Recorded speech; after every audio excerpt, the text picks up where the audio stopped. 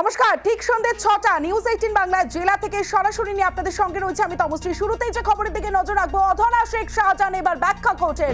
শাহজাহানকে ধরতে বাধা নেই জানালো আদালত। ইডির উপর হামলায় শুধু সিটে স্থগিতাদেশ, হাইকোর্টের স্থগিতাদেশে শাহজাহানকে ধরতে বাধার প্রসঙ্গ।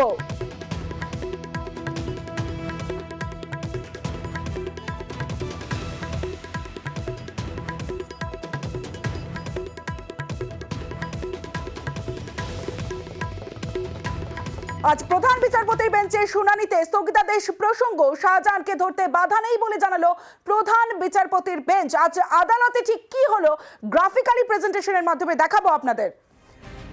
জয়ন্ত নারায়ণ চট্টোপাধ্যায় আদালত বান্ধব, প্রিয়াঙ্কা চিব্রেওয়াল আইনজীবী। একজন সাংসদ বলেছেন যে আদালতের জন্যই শেখ শাহজাহানকে গ্রেফতার করা যাচ্ছে না। শেখ শাহজাহানকে গ্রেফতার আদালতের কোনো স্থগিতাদেশ নেই জানিয়েছেন টিএস শিবগানম। প্রধান বিচারপতি হিরণময় ভট্টাচার্য ছিলেন বিচারপতি। যে সিট গঠন করা হয়েছিল শুধুমাত্র তার উপর স্থগিতাদেশ আছে। অন্যদিকে ছিলেন অ্যাডভোকেট জেনারেল কিশোর দত্ত। তিনি জানান ফেব্রুয়ারির 8 তারিখ থেকে 24টি এফআইআর দায়ের হয়েছে। গ্রেফতার করা হয়েছে 15 জনকে। জমি দখলের অভিযোগে 7টি এফআইআর হয়েছে। শেষ 4 বছরে সন্দেশখালীতে 43টি এফআইআর হয়েছে। কিশোর দত্ত অ্যাডভোকেট জেনারেল তিনি জানান এর মধ্যে 42টিতে চার্জশিট হয়েছে। ধর্ষণের ধারাও যুক্ত আছে, বাকি তদন্ত চলছে। তখন প্রধান বিচারপতি বলেন তার মানে 4 বছর ধরে এই ঘটনা ঘটছে, কিন্তু কাউকে গ্রেফতার করা হয়নি। শেষ পর্যন্ত বিস্ফোরণ ঘটেছে। রাজ্য বলছে যে জমি দখল করা হয়েছে সেগুলি ফেরত দেওয়ার ব্যবস্থা হচ্ছে। তার মানে কিছু একটা ঘটেছে। আর কি প্রমাণের দরকার? সরাসরি সাজা দিতে হবে। 42টি মামলা চার্জশিট দিতে 4 বছর কেন লাগলো? আদালত বিস্মিত। পরে আদালত চার্জশিটও খতিয়ে দেখবে। অন্যদিকে প্রিয়াঙ্কা চিব্রেওয়াল আইনজীবী, বাকি সবাইকে আটকানো হচ্ছে, কিন্তু শাসক দলের মন্ত্রীরা সন্দেশখালী যাচ্ছেন।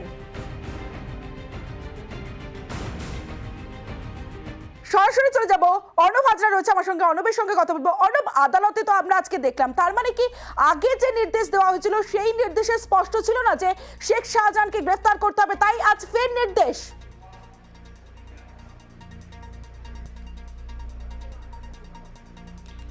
দেখো, আগে যে নির্দেশ ছিল সেই মামলা শুনানি আজকে আসেনি। আগের মামলাটি একটি নির্দিষ্ট মামলা। 5 জানুয়ারি শাহজাহানের বাড়িতে তল্লাশিতে যায় ইডি। সেদিন ইডি আক্রান্ত হয়, নিউজ 18 বাংলা আক্রান্ত হয়, রক্তাক্ত হয়। সেই দিনের পুরো ঘটনার প্রেক্ষিতে 3টে এফআইআর হয়। প্রথম এফআইআরটি করে শাহজাহানের তার বাড়ির কেয়ারটেকার। যে এফআইআরটি বিচারপতি রাজাশেখর মান্তাই হাইকোর্টের নির্দেশে সেই এফআইআরটা স্থগিত আছে। আর 2টি এফআইআর হয়। একটি এফআইআর ওই সন্দেশখালীর শাহজাহানের বাড়িতে তল্লাশিতে যাওয়া সেই ঘটনা, তাতে সন্দেশখালী নেজার থানার পুলিশ একটা স্বতঃপ্রণোদিত এফআইআর করে। এই এফআইআরে পুরো ঘটনার তদন্ত রাজ্য পুলিশ কি করছে সেই বিষয়টা রয়েছে। অন্যদিকে ইডি অফিসাররা তদন্তে কাজে বাধা পাওয়া, তার আক্রান্ত হওয়া আরও একটি এফআইআর, মোট 2টো এফআইআর। এই 2টো এফআইআরই কিন্তু শাহজাহান অভিযুক্ত ছিল। ইডির এফআইআরে সরাসরি শাহজাহানের নাম ছিল, যে বাড়িতে গিয়ে তারা টাওয়ার লোকেশন দেখেছে তিনি বাড়ির মধ্যে ছিলেন। তিনিই উস্কানি দিয়ে করেছেন। 15 মিনিটের মধ্যে 3000 লোক জড়ো করে তাদের উপর আক্রমণের ঘটনা ঘটিয়েছেন। এই শাহজাহানের বিরুদ্ধে যে নির্দিষ্ট স্পেসিফিক অভিযোগ 5 জানুয়ারি সন্দেশখালী নেজার থানায়, এই এফআইআরের ওপর কোনো পদক্ষেপ করা যাবে না, এই ছিল আপিল বেঞ্চ। অর্থাৎ যেহেতু যৌথ তদন্তের নির্দেশ ছিল, বিশেষ তদন্তকারী দল গড়ে, তাই এক্ষেত্রে রাজ্য পুলিশ তদন্ত করতে পারছিল না শাহজাহানের বিরুদ্ধে। কারণ শাহজাহানের বিরুদ্ধে নতুন করে কোনো এফআইআর ছিল না, যেটা কগনিজেবল অফেন্স, যেটা নন বেলেবল সেকশনে শাহজাহানকে অ্যারেস্ট করা যায়। যদিও পরে আমরা জানতে পারছি নতুন করে এফআইআর হয়েছে, সেটা 24 তারিখ বা তার পরবর্তী সময়তে নতুন এফআইআর শাহজাহানের বিরুদ্ধেও রয়েছে। সেই ঘটনা তদন্ত পুলিশ করছে।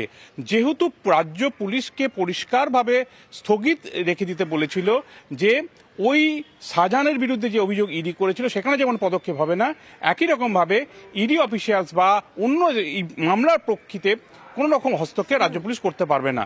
সেই জায়গা থেকে প্রধান বিচারপতি ডিভিশন বেঞ্চ জানিয়ে দেয় যে এই বিষয়টা নিয়ে গ্রেপ্তারের ওপর কোনো স্থগিতাদেশ নেই, শুধুমাত্র সিট যে তদন্তের নির্দেশ ছিল একক বেঞ্চের তার ওপর স্থগিতাদেশ। এবং আদালত আজ নির্দেশনামার মধ্যে এটা লিখে উল্লেখ করে দিচ্ছে যে রাজ্য পুলিশ তদন্তে স্বার্থে চাইলে গ্রেপ্তার করতে পারে শাহজাহানকে, এবং শ্যাল বি অ্যারেস্টেড এই শব্দবন্ধও কিন্তু সেখানে রাখা হয়েছে। অর্থাৎ রাজ্য চাইলেই গ্রেপ্তার করতে পারে, রাজ্যের পুলিশ চাইলেই শাহজাহানকে গ্রেপ্তার করতে পারে। সেই জায়গা থেকে সম্পূর্ণভাবে আইনি বাধা মুক্ত হলো শাহজাহানের গ্রেপ্তারি। যেটা আদালত নিয়ে একটা প্রসঙ্গ আসছিল, সেই বিষয়টাও আজ স্পষ্ট হয়ে গেল এই ব্যাখ্যার পর।